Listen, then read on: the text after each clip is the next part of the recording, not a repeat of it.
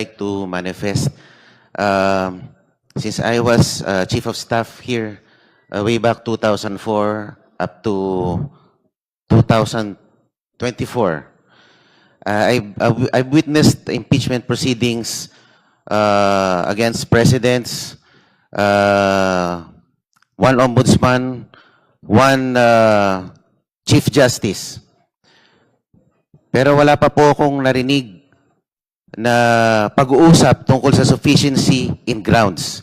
Ang naririnig ko lang lagi, sufficiency in form and substance. Ngayon ko lang po yata narinig itong bago na rule na ito, sufficiency in grounds. Could you please clarify me For on the this? satisfaction of the Honorable Marcoleta, please allow the Chair to read Section 7 of the Rules of Impeachment of the House of Representatives adopted by the 20th Congress of the Philippines. Section 7, Submission of Evidence and Memoranda. After receipt of the pleadings, affidavit and counter-affidavits, and relevant documents provided for in Section 6, or the expiration of the time within which they may be filed, the committee shall determine whether the complaint alleges sufficient grounds for impeachment. That is for the satisfaction of the Honorable Marcoleta. May I know, Madam Chair, when the rules were promulgated? This was not has furnished a been the copy. rules of impeachment of the 19th Congress, which the 20th Congress adopted. So it's not new. Hindi po siya bago. This has been part of the previous rules, which were used during the past impeachment processes. Opo, kasi bago lang po sa akin yung sufficiency in grounds. Hindi ko po narinig yan sa mga dating proceedings. Yun lang po. Salamat po.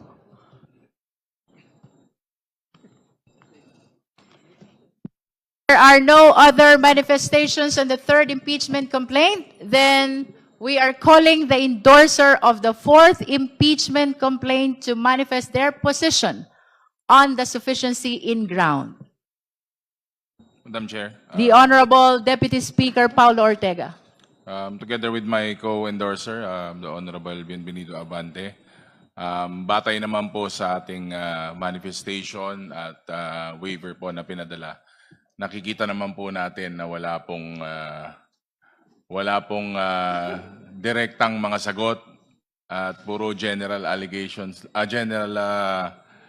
general po na denials lang po yung sagot at kahit anumang kasunod dito o dagdag ay magkakos lang po ng further delay. So I submit, Madam Chair. Thank you. We've heard the position of the endorser of Cabrera et al. Complaint. The floor is now open for manifestation of the justice members on the sufficiency in ground of the fourth impeachment complaint. Madam Chair, The Honorable Ridon. na-deliberate na po previously yung ilan po sa mga punto on due process and yung pong kawalan po ng ultimate facts, supposedly. Yan po yung posisyon ng answer ad cautelam ng atin pong pangalawang Pangulo. Hindi ko na po yun uulitin dahil clearly no due process violations had been done against the Vice President. This is precisely her opportunity through this answer to undertake all of these due process mechanisms. Pero she did not avail of it and had in fact submitted what we deem as a non-answer. So yun po yung una on due process. Secondly, on ultimate facts, yung pong makasama natin kanina, binanggit na ho nila na hindi ho totoo na wala pong pagbanggit ng ultimate facts on confidential funds, on the death threats against the President, the First Lady, and the former House Speaker. Yung po usapin ng SALN, all of the documentation, all of the evidence had been submitted by the two complaints. At ito po yung mga papatunayan in each and every step of the proceeding. So hindi po ito totoo na wala pong ultimate facts. But as a final point, Madam Chair, gusto kong banggitin yung binabanggit nila nga double standard ng komite sa papatupad ng atin pong rules on the President's impeachment and on the Vice President's impeachment. Hindi po totoo na meron pong double standard dito. Kasi wala akong pwedeng paghambing on how the committee had undertaken both impeachment proceedings. Kasi sa una't una, in the President's impeachment, ano ho ba yung laman nung po mga submissions doon po sa impeachment complaint ng particular po ng mga binasurang complaints? Una, karamihan po doon mga news articles lang po yung binabanggit po nila. Pangalawa, meron po doon binabanggit na ebidensya, unauthenticated video document. Ibig sabihin, walang affidavit yung po submission po ng ebidensya po na yun. But as compared to the Vice President's impeachment complaints, ano yung pinag-uusapan natin ebidensya at dokumentasyon sa bagay po na ito? Una, COA reports relating to the misuse of confidential funds, notice of disallowance, ordering the Office of the Vice President to return ito pong at least 70 million in a supposed misuse of confidential funds. Second, yung pong video documentation of the press conference of the Vice President, kung saan siya po ay nagbanta laban sa Pangulo, First Lady, at dating House Speaker. Video documentation, kung saan sinasabi niya na gusto niyang pugutan ng ulo ang Pangulo ng Pilipinas at iba pa hong mga katulad ng mga video documentation. Pangatlo, pagbabanggit po ng Statement of Assets, Liabilities, Net Worth ng atin pong pangalawang Pangulo, kung saan pinag-uusapan po yung paglobo ng kanyang yaman from 7 million in 2007 to 88 million in 2024. Ito po yung mga documentation, ebidensya that exists sa impeachment complaint against the Vice President. And lastly, yung Pumadiaga affidavit, which is something that has been signed and will be tested on credibility as soon as we get to hearing proper. So, Madam Chair, wala hong batayan yung binabanggit po ng answer ad cautelam ng pangalawang Pangulo that the House Committee on Justice had implemented two standards on the President's impeachment and on the Vice President's impeachment. Malinaw po yung standard dito. The standard is based on our rules, on our constitutional mandate, and on the principle of due process and fairness. No? So, tingin ko, the committee should proceed with the determination of sufficiency and grounds, and we have to be able to vote on it today, Madam Chair, and move forward. Maraming salamat po. Thank you. Any other member who wish to manifest on the fourth impeachment complaint? The Honorable Marcoleta. Madam Chair, also, again, a manifestation for clarification with the indulgence of the Chair.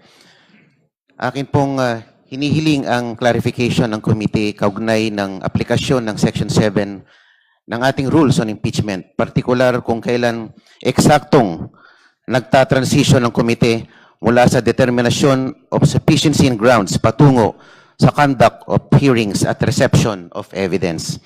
Sa malinaw na basa ng Section 7, matapos ang submission ng pleadings, affidavits, at relevant documents sa ilalim ng Section 6, o matapos ang lapse ng period, ang tungkulin ng committee ay tukuyin muna kung may sufficient grounds for impeachment. Kung wala, dapat i-dismiss. Kung meron, saka pa lamang magko-conduct ng hearing kung saan papasok ang examination, cross-examination, at compulsory processes.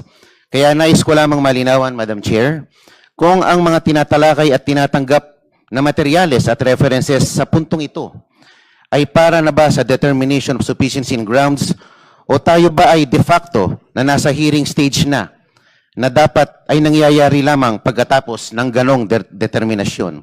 Ang paglilinaw na ito ay mahalaga upang matiyak na ang ating proseso ay nananatiling tapat sa ating sariling rules at upang maiwasan ng anumang persepsyon na ang komite ay lumalampas o naghahalo ng mga yugto ng proceedings na malino na pinaghiwalay ng ating rules on impeachment. Maraming salamat po, Madam Chair.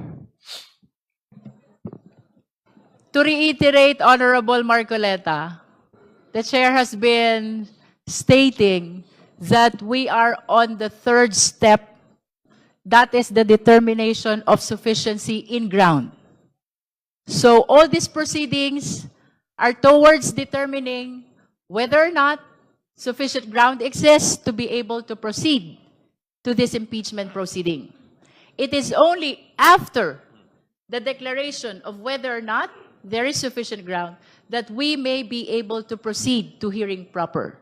During the hearing proper, both the complainant and the respondent will be given opportunity to present their witnesses and their evidence. Madam, di po dapat we should have determined the sufficiency in ground before we voted for sufficiency in form and substance. Kasi we already I wish voted to- for that. I wish to direct the Honorable Marcoleta to the rules of impeachment, Secretariat. Perhaps we need to provide him a copy of the rules. Again, the proceeding before the Justice Committee, Honorable Marcoleta, is summarized into 5. And you can confirm this from the rules of impeachment adopted by the 20th Congress. 1 is form, 2 is substance, 3 is ground, 4th is hearing proper, and 5th is the determination of probable cause. After that, we go to the plenary.